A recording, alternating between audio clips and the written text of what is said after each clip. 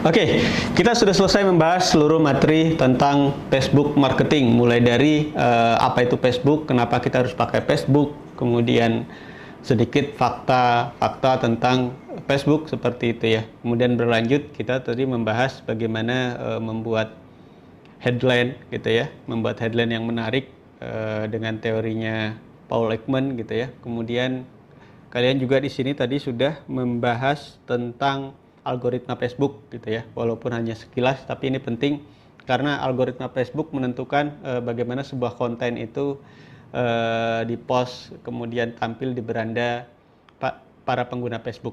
Nah, setelah itu kita juga belajar tentang Facebook Manager atau Facebook Business Suite sekarang ya. Jadi Facebook Business Suite itu kita bisa mengelola akun dengan cukup satu akun. Di sana kita bisa buat banyak page gitu ya. Jadi kita bisa buat page untuk berbagai bisnis kita. Jadi kalau Anda punya banyak bisnis, cukup bikin satu akun Facebook Business Suite, nanti bisa banyak bikin page. Mengelola page dari satu akun. Oke. Kemudian kita juga sudah setup bagaimana membuat page, setelah itu bagaimana membuat konten, kemudian bagaimana membuat pixel ya. Jadi pixel dan memasangnya, mengkoneksikannya dengan web Anda. Jadi apa pentingnya pixel, kemudian kenapa harus punya website. Nah ini penting. Jadi peraturan dari Facebook baru, jadi harus memiliki website karena kita juga harus memverifikasi domain gitu ya. Jadi ada verifikasi domain. Kemudian kita terakhir latihan bagaimana membuat iklan dan strategi paneling. Jadi membuat pixel paneling ya secara sederhana. Nah ini Anda bisa lakukan semua, Anda bisa praktek semuanya. Maka yang terpenting dari Facebook marketing atau Facebook ad adalah mindset kita benar. Facebook ad itu bukan gratis tapi harus berbayar.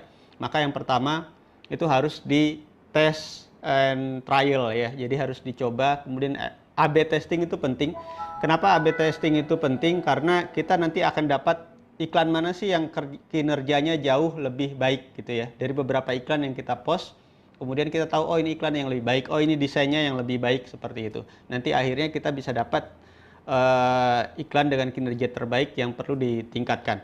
Kemudian, nah kedua, Facebook ad perlu monitoring. Jadi jangan sampai Anda punya asumsi, udah saya udah ngiklan nih, tinggalin gitu ya.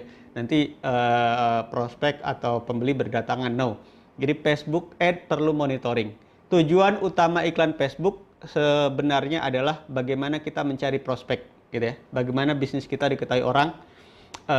Jadi tahap pertamanya adalah bukan di closing dulu gitu ya. Bagaimana bukan menjual produk dulu, tapi bagaimana produk Anda, jasa Anda diketahui orang banyak.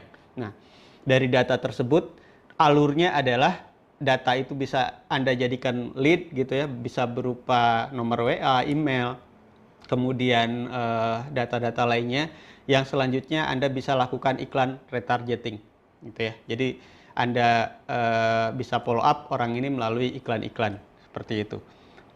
Nah, itu selamat mencoba, semoga sukses.